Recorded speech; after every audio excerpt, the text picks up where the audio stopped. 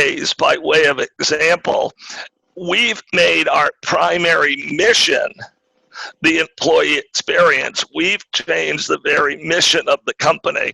The first priority of our company is to be meaningful to the people who work here.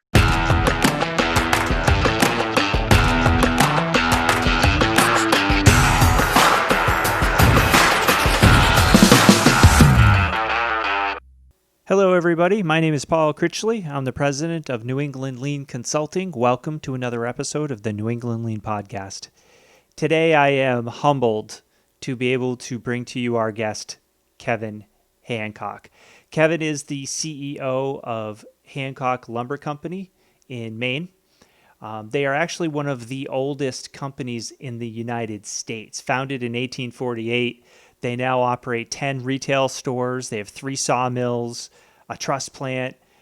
They have over 12,000 acres of timberland that they manage, and somewhere in the neighborhood of about 550 employees, give or take. So as a Mainer, Hancock Lumber was one of those places you always heard about, regardless of what part of the state you grew up in. And they are, by any measure, a fantastic place to work. And it's really through what I believe to be, Kevin's mission, his vision, his values. They have won for the 7th year in a row, including this year, 2020. They've won one of the best places to work in Maine. So that just goes to show you that they've got something going on there. And like I said, I believe that to be a lot due to Kevin and his leadership. Now, I first met Kevin a few years ago at the Portland Continuous Improvement Lean Collaborative Summit, which is a once a year lean conference that I go to. And Kevin had spoken there, and his message is legitimately moving. I dare say there wasn't a dry eye in the place after listening to him.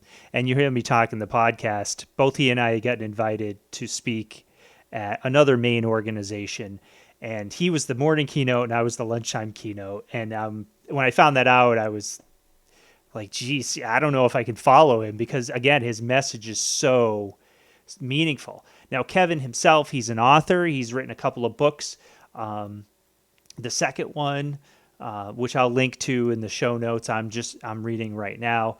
But he's won a number of awards himself. He's won the Ed Muskie Access to Justice Award, a Habitat for Humanity Spirit of Humanity Award, Boy Scouts of America Distinguished Citizen Award, Timber Processing Magazine named him Man of the Year once.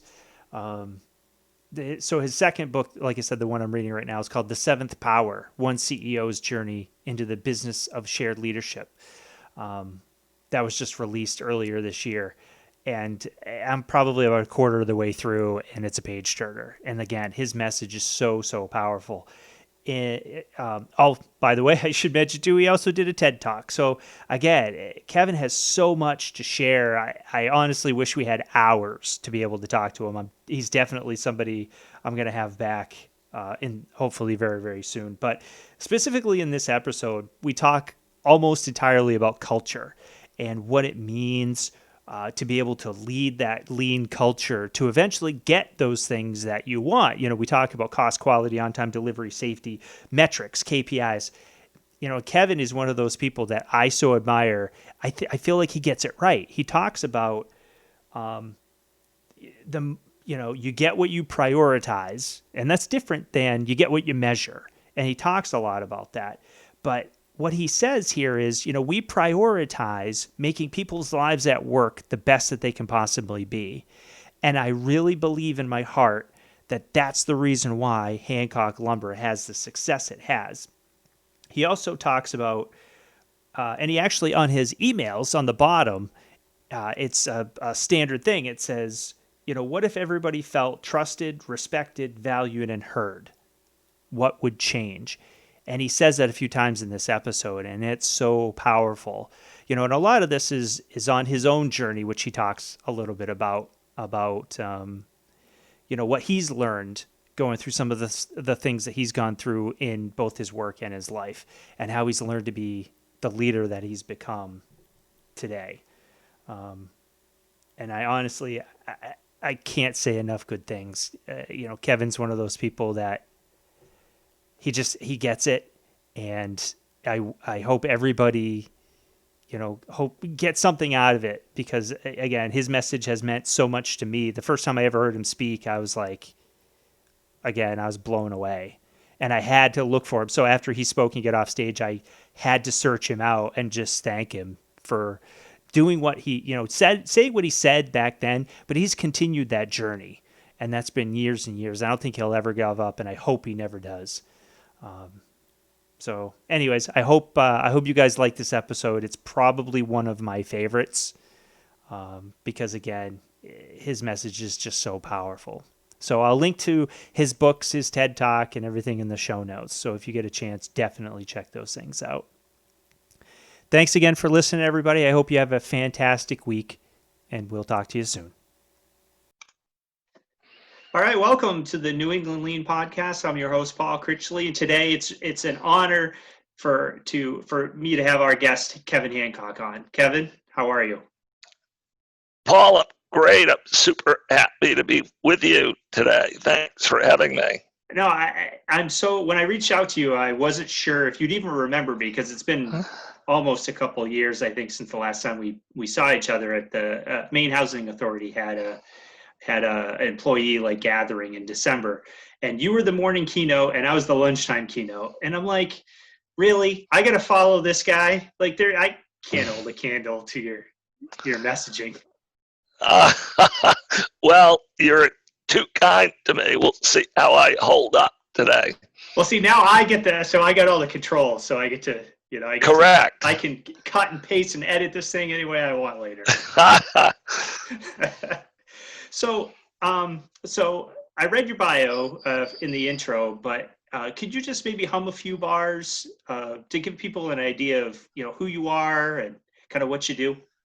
Yeah, sure. So I'm the CEO of Hancock Lumber Company up here in Maine. Our company is one of the oldest in America. Our origins go back to 1848. I'm part of the sixth generation of my family to work for the company.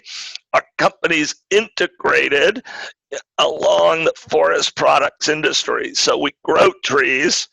We then manufacture lumber that we distribute globally. And then in Maine and New Hampshire, we have a series of contractor lumber yards that supply a full line of building materials to contractors and homeowners. And there are 550 people who help lead the company who work here. Wow. I didn't realize you were, so 550. Wow. And the cool thing, so I do a little bit about that, but one of the cool things I love about how you guys do it is you're very vertically integrated, right? So you can kind of control, because growing up in Maine, everybody that I grew up with, their dads and some of the moms worked at the paper mill in Bucksport. So it was that was the big thing. And I don't know, do you guys do anything with pulp, or you're building materials only? Right. Well, in our sawmills, we're producing lumber, but the parts of the log that don't make it into a board end up becoming chips that we sell to the paper mills that they end up using to make pulp. Gotcha. Because that was always, so for the non-Mainers amongst watching or listening, paper, potatoes, obviously lobster, but tourism is the biggest industry, right? But those are aside from that, it was kind of the staples, obviously, and lumber's obviously right in there, because the northern 2/3 or northern half of Maine, is all timberland. And I could always tell so now I live in Connecticut, but my now wife, when we were dating, we drove up through Maine because she wanted to, see where I grew up and everything. And we're on I-95, and the exits were very sporadic, right? And they start to stretch out. And then it becomes, instead of Bangor or Millinocket, now it's Township T1R7. And she's like, what is that? I'm like, well, it's the lumber company owns that, or a paper company owns that. And she's just looking at me, she's like, no idea what I'm talking about. So, yeah, what are you going to do? But so the reason I'm so excited to have you on here is because one of the things that I love about what you've done at Hancock involves something that I speak about a lot, which is employee engagement. So, we were chatting before we hopped on. Obviously, I'm a lean consultant, so I do tools. I do 5S and value stream maps and Kaizen and that kind of stuff. But really, I dare say I feel like our industry is moving towards the respect for people side, the culture side. And you guys, I should say congratulations, because I think you just won one of the best places to work in Maine for the 7th year in a row now. Yes, correct. So, you guys have it pretty well figured out, I would say, or you've got some sort of special sauce, right? And I know you refer to this statistic too from Gallup, right? So Gallup polls come out, and it hasn't changed much, that 67% of people report feeling not engaged at work. Now, what is that like at Hancock? How is that different at Hancock? Yeah, we just got our data back from this year's survey, and at Hancock Lumber, 88% of the people who work here are describing themselves as engaged in their work and company. What a difference, 33% nationally, and then 88%, almost 9 out of 10 here. So I'll just open it up. How do you do it? Yeah, I think at the highest level, Paul, it's simple. You prioritize it. I've thought a lot about this. Most companies get whatever they prioritize. Most companies get whatever they prioritize. So if a company is not getting a highly engaged workforce, it's most likely because the leaders of that company have simply not made it a top priority. Now, to be clear about that, I've never run into a business leader or owner who doesn't value employees, or won't say that our employees are super important. That's not the point. Everybody gets that. I'm talking about taking it to a whole new level where, in our case, by way of example, we've made our primary mission the employee experience. We've changed the very mission of the company. The first priority of our company is to be meaningful to the people who work here.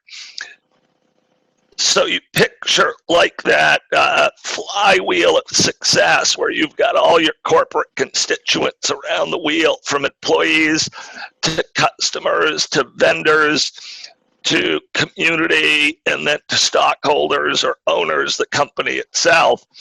What we've ended up doing is saying, look, we're going to put that flywheel in motion by putting our leverage on the employee experience point.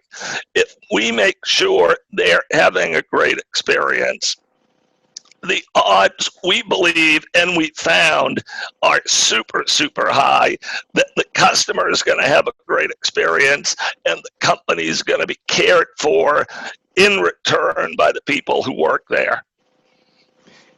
It does, right? And it does. It sounds simple.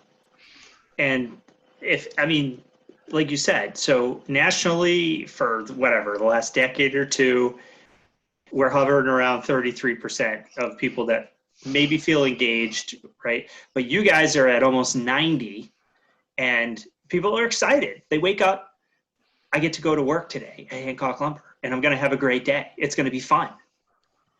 Why do you think more companies aren't like all over you guys to come and tour and like figure all this stuff out and try to mimic what you do, kind of like we all did in the automotive industry with Toyota back 30 years ago? Yeah, that's a good question. I think part of it's everybody's busy, everybody's pretty absorbed in their own lane, and I do think that's an important point into and of itself. And I wrote quite a bit about this in my most recent book. I think leaders really have got to free up some time and some capacity to get out of their lane and to really get out and see what's happening in other parts of the world, either within your industry or beyond it. But again, I think it's really just about prioritizing the employee experience. And the other issue, I think, it's been the subject of a lot of writing, is that good is the enemy of great. There are a lot of companies that have good work cultures. They aren't bad, they're good. Right. So when something's good, I think it's pretty easy to accept it where it is. So what I'm really talking about is the potential for really making a work culture great. And I like to talk about that for two reasons. And let's look at it in the form of the current statistic of 33% engaged, 66% not. We're talking about a lot of people in America. 160 million people pre-pandemic work. So when you do the math on 66% of them are not engaged, you're talking about a massive chunk of people. And we often think about the economic cost of that disengagement. But what about the human, social, spiritual cost of spending decades doing something that's not meaningful to you? What's the cost of that?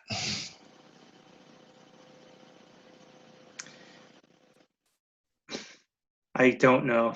I mean, it's very thought-provoking when you put it that way, because I've worked with people that are exactly like that. I've worked at, big companies and small companies, and it's true everywhere. I'm thinking of one particular person I used to work with. He hated his job. But when I asked him why he just doesn't quit and go somewhere else, he looked right at me and he's like, I can't leave. I'm one of the few people left here who started back when they still did pensions. He goes, if I leave, I'm leaving all that money on the table, and I just can't do it. But he wasn't 2 or 3 years away from retirement. He was like 10. And I remember I left work that day and I'm just thinking, man, I never, ever want to end up that way. And that was one of the reasons. I mean, there was a plethora of others, but that was one of the reasons I left that job not that long after. I'm like, I never want to end up like that, where I feel like I can't go pursue whatever I want to go do. Right. That's a great quick story. I'm really a big fan of putting more spirit, human, authentic energy back into the place of work, and really having work serve the people who do it in more than just economic ways. So if someone said, is the purpose of life money? Everybody would say, no, that's not the purpose of life.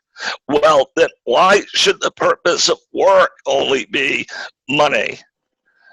That's not to say that profitability and efficiency and productivity aren't super important, but that's not the purpose of work. The purpose of work, to me, is that work should be meaningful beyond economics for the people who do it. And I appreciate the fact that as a CEO of a fairly large company that you recognize that. And I wish, my sincere hope is that we both get to see the day when that kind of stuff is taught in MBA courses everywhere. And I'm picking on them a little bit, and as I have on other episodes of this podcast, but and I don't have an MBA, but I got a couple masters, but none of the classes I took really spoke to culture and getting the best out of people and how to engage with them, and it was none of that stuff. I could quote chapter and verse for KPIs, and every business I've ever worked for, clients I go to, if they have a KPI board, I can go out there and it's sales, profitability, cost per delivered hour, on-time delivery, right? You name it. I don't see a lot, although again, I say it's changing, but I don't see it as much as I would like, where they measure things like employee engagement, right? Like you guys do. So I want to back up just a smidge. When you talk about the employee experience, can you hum a few bars about what you mean by that? Yeah, what I mean by that at its highest level is that the employees confidentially and safely would describe going to work as meaningful for them in more than just economic ways, that it's a exercise that's really spiritually fulfilling and emotionally fulfilling. It's a place where they're growing. It's a place where they feel valued, heard, challenged, responsible, important. That's what I'm talking about. It brings me, Paul, to my favorite question, which is really a wish or a goal for humanity. And it's this: what if everybody on earth felt trusted, respected, valued, and heard? A wonderful world it would be. Yes. What might change? I think everything might change. So then you say, well, okay, where might that change occur? It needs to occur one person at a time, and it needs to occur where adults are. And perhaps the most common place adults are is at work. And so if you could make everybody at work feel trusted, respected, valued, and heard, of course the work's going to go better. That's like a no-brainer. The company's going to do better. But society is also going to advance. And so this to me is really thinking about, I've called it for quite some time, the higher calling of lean. I mean, I love to think about why lean, why Six Sigma, why 5S, why all those tools. Why? It's to improve the lives of the people who are working. Because in the absence of lean, who pays the price? The people who are doing the work in the value stream. And then that shows up in the performance of the company. But it's important to get our order straight. So what I am a big proponent of is when you create a highly engaged culture by valuing everybody as a person, the performance of your company will improve dramatically. But that's the outcome of a higher calling. It's an important outcome, but it's not the mission. The mission is the lives of the people who are working at the company. The one outcome is the company's performance takes off. And that's interesting because I think, again, so many places get it backwards. They focus on the outcomes. We want 100% on-time delivery. We want the lowest cost, right? We want zero recordables. We want people to be safe. And I believe all those things, when they say, well, safety is a top priority, and I believe those things to be true. But again, you know, that's what gets measured, whether it's a private or a public, especially I would say a publicly traded company. I've worked for those before, and I've seen them make bad decisions because they had to make the numbers either for the month or for the quarter. I've literally have worked at places that walked 200 some odd engineers out the door for no other reason than they owed the report to corporate because they had to get the report to the street. And I'm just sitting at my desk later and I'm thinking, this is asinine. This is why? So in 2 months we can hopefully get, you know, all these people back. And even if we don't, we're just going to go hire other people. And to me, I mean, we talk about waste a lot in lean, and I'm thinking, what a waste. Like you kind of alluded to it, prior to COVID, what, 3.5, I think it was 3.5 million people quit their job every single month. And you think about, to your point, why are these people quitting? And you're right, there's a huge economic impact, but you think about the turmoil also, like what drove those people to get to the point where they wanted just to quit? And it's not like we're talking, you know, 5,000, 10,000 people. It's 3.5 million a month. So that's pretty staggering. I'll tell you, I use that statistic in the workshop I do on engagement. And now in Zoom, I make it a poll or I have them throw it in the chat, but a lot of times I'll just have people in the crowd take a guess. And I always get 500,000. Usually the biggest number I get is 1 million. And when I hit people with that number, I get the looks like, whoa, because it hits them like, geez, that's pretty, right? That's pretty bad.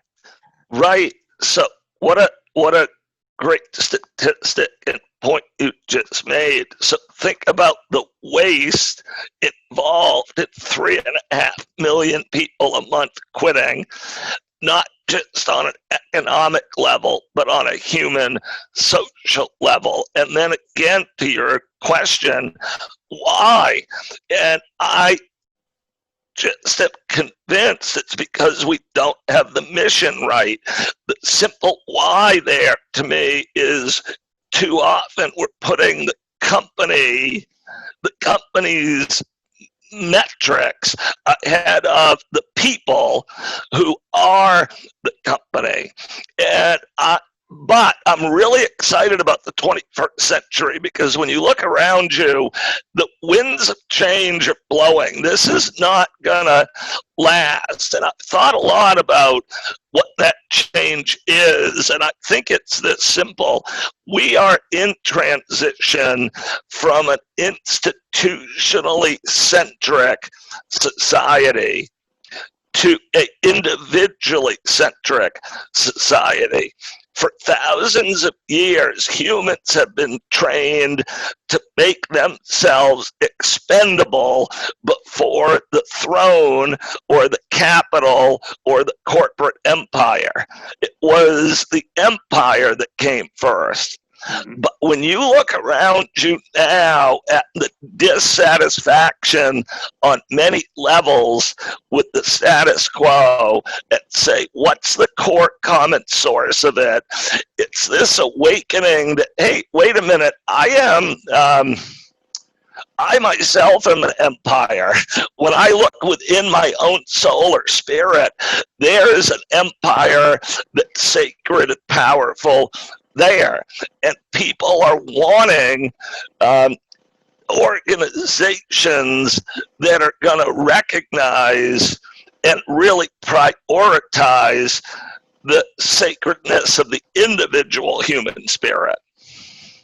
And I think that's so powerful, and thank you for saying it, because, you know, I was one of those guys for a long time that had a job that when I drove there, I knew I could tell, I probably could close my eyes and still drive there. And I could tell how far away I was by how I physically started to feel.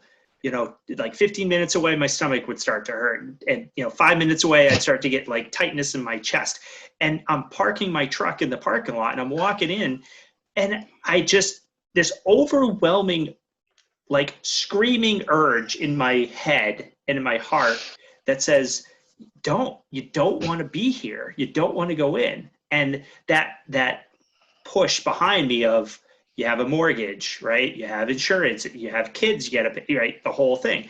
And by the same token, when I'd leave that night, I would do my absolute best, which I think a lot of people do, to leave it at work. And I wasn't always successful. And you touched on this before. There is no work-life balance, right? It's just life. We're just life.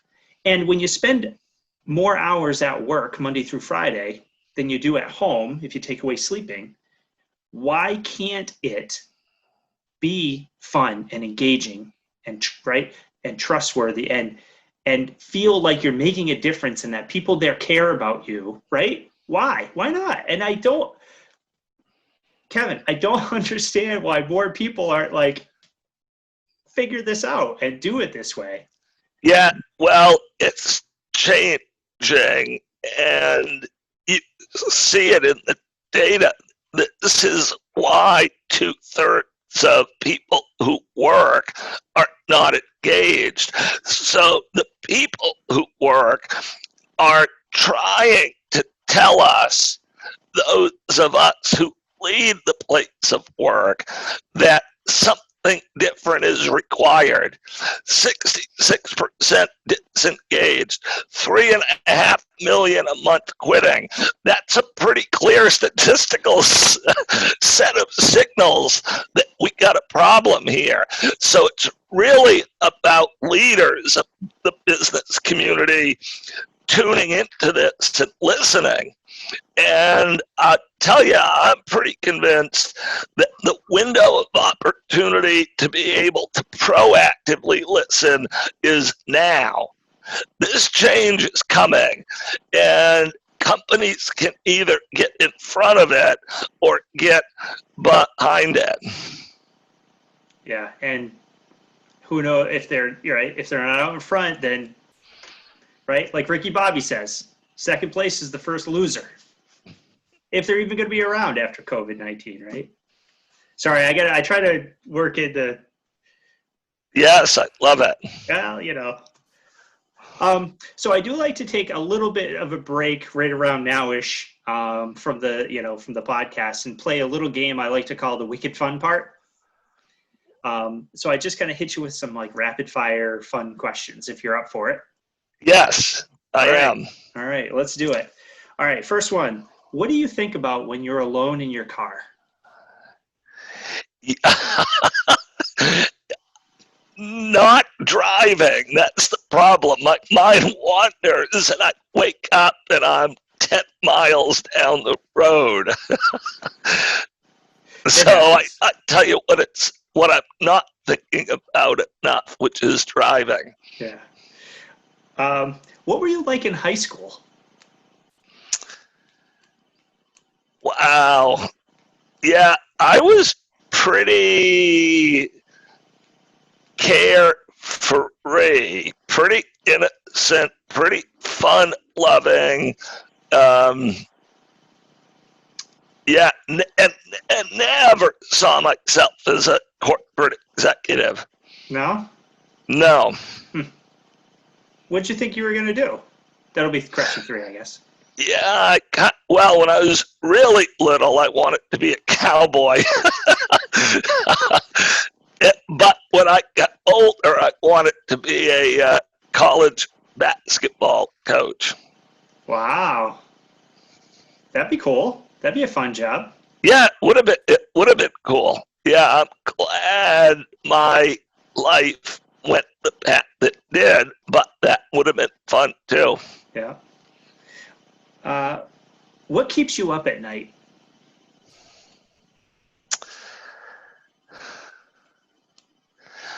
I think it's the simple question, am I staying on my authentic path? I'm really into trying to follow my own voice and listen to the whispers within me, not beyond me. Nice. How about what inspires you?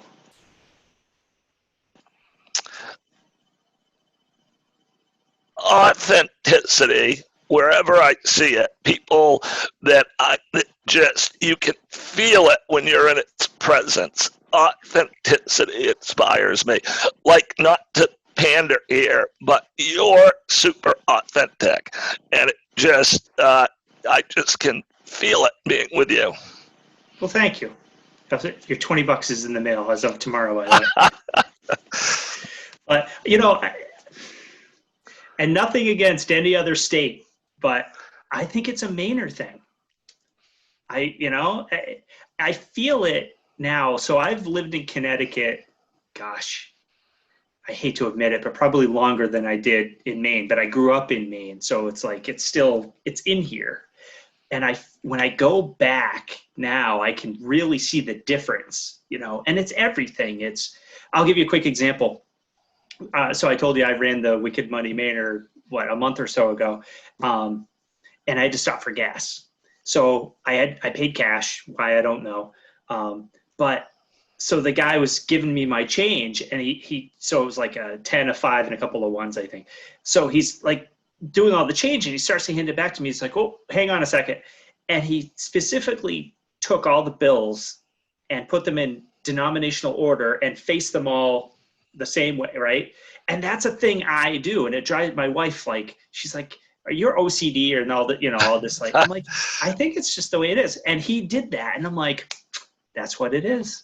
And it was one of those things. It's like, see, it was like, or everybody else, it's like, usually I get the hand with the bills and the change on top, and it's like out the Dunkin' drive-through window. It's like, good luck not dropping the quarters everywhere. So, what do you do? What are you working towards in your free time? Yeah, I've really become interested in knowing myself and having an identity outside of work and transcending the role of CEO. So I'm trying to, first of all, put more free time, not just in my life, but in the life of everybody in our company, kind of putting the work back in its place and really remembering that being a CEO is not me. That's a role I play. I like the role, but it's not me. I like that answer a lot. Because you're right. It doesn't because that's your whole thing, right? Work doesn't define us. Correct. You might have answered this a little bit already. What profession other than your own would you like to attempt?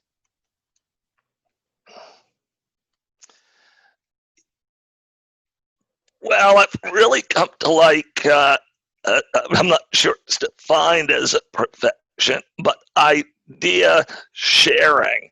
So I've always said my 3 favorite things to share are a smile, a hug, which we can't do right now, and an idea. I love sharing ideas. So being on your show, that's about idea sharing. Writing a book is about idea sharing. I think that there's really very little more powerful than sharing ideas. Yeah, I mean, that's how progress gets made right? You think about, and it's funny because we'll talk a lot about, Kodak had the digital photography formula back in like 77 and chose not to do it, stuff like that. But to your point, it's like, that was an idea. Somebody had that idea and they built it. It's like, should have gone for it. And just to build on that, I really like idea sharing more than managing. And I really would like to put more idea sharing into the place of work than managing. In a supervisory role, it's really often about directives. Idea sharing is very different, right? Let's throw a bunch of thoughts out there and you pick the ones that serve you. Right. Yeah, versus the show up on the first day, here are the buttons you push, don't do anything else, don't go to the bathroom any other time other than your break, right? You got to be, the whole deal, right? It's kind of... Correct. Yeah, that's not fun. Final one.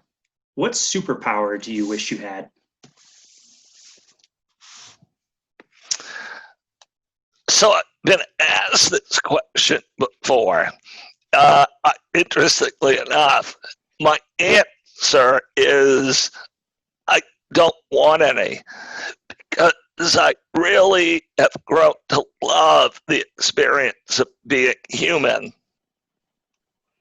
Nice. Fair enough. It's usually a toss-up, I'll tell you, between flying or invisibility. Those are the ones I get the most of. Those would both be fun too. Yeah, But it does, it all depends. So when you do, 88% of folks at Hancock say they're engaged. How do you guys like keep track? Is it like an annual thing, or how do you manage that? Yeah, great question. That specific data point, comes from the Best Places to Work survey. That's a national organization that operates in most states like Maine. And so in order to be a best place to work in Maine, your employees have to take the survey. Their responses are confidential, but then aggregated, and your score has got to be essentially near 90 or above to qualify. So what I love about the Best Places to Work process, first, is that being one is not about Kevin Hancock giving a talk about why he thinks Hancock lumber is cool. It's all based on the employee survey data. And then what I also love about using that data as a baseline is the Best Places to Work organization has developed over time a great survey that they know gets at the heart of the core questions, and it's super inexpensive to participate. I'm constantly reminding everybody that we don't take the survey to win the award. We take the survey to get the data, because just as you know so well and talk about often on your program, you've got to have data.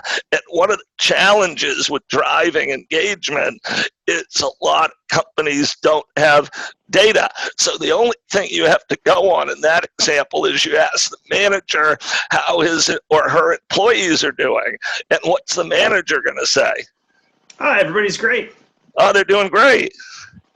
So the data for me is really, the survey really is giving a central, loud, aggregated voice to the employees. But then senior leadership's got to really value that reported score. So we've made that metric our top metric. In other words, we've asked all our managers to, above all else, do what they can to drive engagement.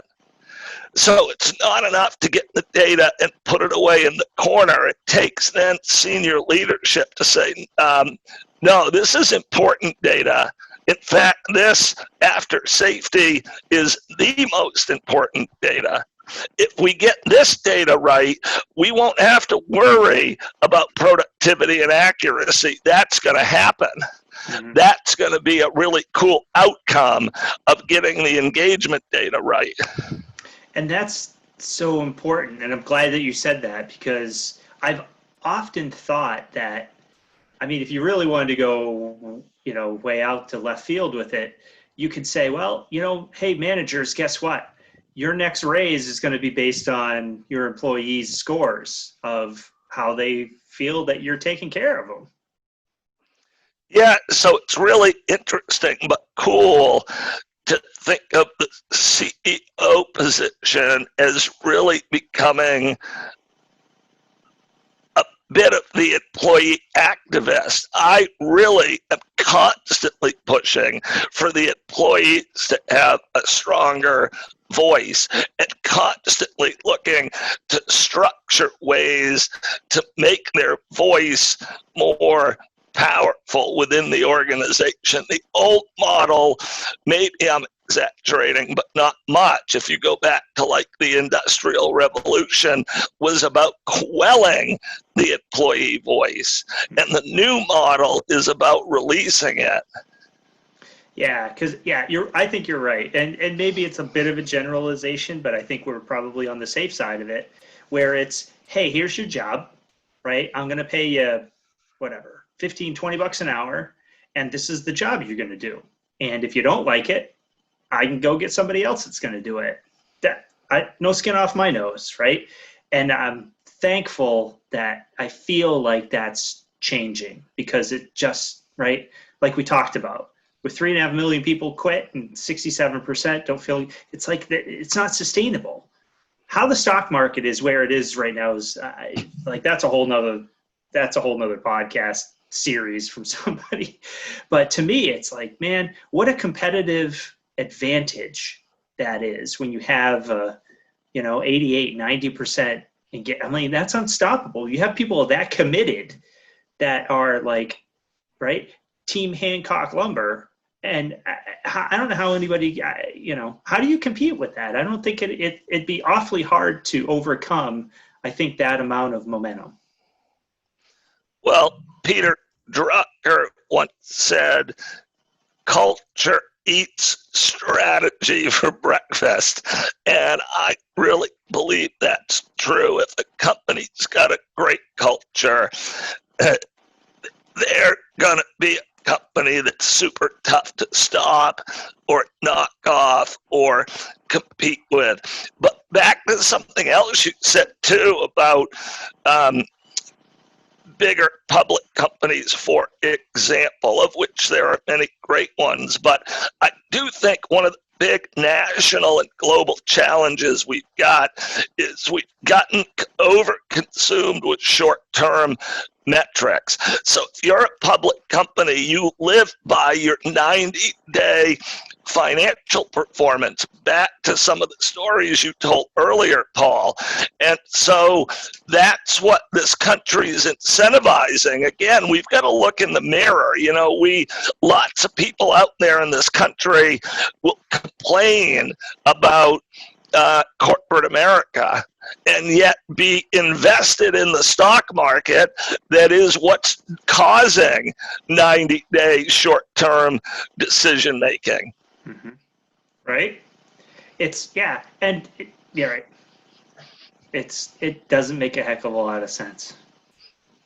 Right. I mean, it's the advantage we've got as a private company is we can say, look, yeah, we are really interested in our corporate performance, but we're more interested in the employee experience. And we know that anyway, if we put the employee experience first, that the company's going to do better in the long run. So it accomplishes both goals, but it just puts the focus where it should be with the people who are working. Right. Yeah, because to your point, right, all the other stuff's an outcome. That stuff will take care of itself if you treat your people right in the first place. Correct. So, yeah. So we're going to wrap up because I don't want to, I appreciate all the time you spent with us so far. But before I let you go, if people want to find you, what's the best place to do so? Yeah, thank you. First, I really want them to find me because, like you, I really want to try to spread momentum for everything we've talked about today. So you can find me at my website, which is KevinDHancock.com. D as in David. And on that site, there are a ton of resources, podcasts like this one will be there when you let it out. My books are there. But more importantly, you can email me right there. And I always follow up with everyone that reaches out to me. And that goes right to you? Correct. So that right there. So I hope everybody does. Everybody who's listening and watching, please email Kevin so he can, right? Because we got to get this snowball bigger so we can get the more and more momentum. I'll link to that in the show notes. Thank you. I'm assuming you're on LinkedIn, so I can link there as well. Yes. And I know I forgot to mention it, and I apologize, but you also did a TED Talk, so I'll link to that in the show notes too if people want to check that out. Thank you. So, Kevin, again, I honestly, I can't say thank you enough. I'm so appreciative that you came on, and I love, again, if I get a tattoo, it's gonna be right. What is it? Trusted, respected, heard. Yes, trusted, respected, valued, and heard. That's what it's gonna be. So I'll get working on the artwork right now. If you want a small tattoo, you can just do TRVH. All right, maybe. I'm thinking in this area maybe here. Like I don't know. I'll figure it out. I got to run it by the wife first. Love it. All right, Kevin. Thank you again, sir, very much.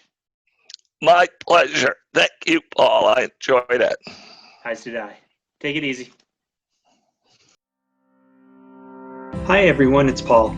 Before I let you go, I just want to say thanks for listening. I hope you found the podcast to be both entertaining and educational, as that's really what our goal is with it. If you did like it, please give us a review and a subscribe. The more folks who do this, the more the algorithms like us, so the more people will be able to find us.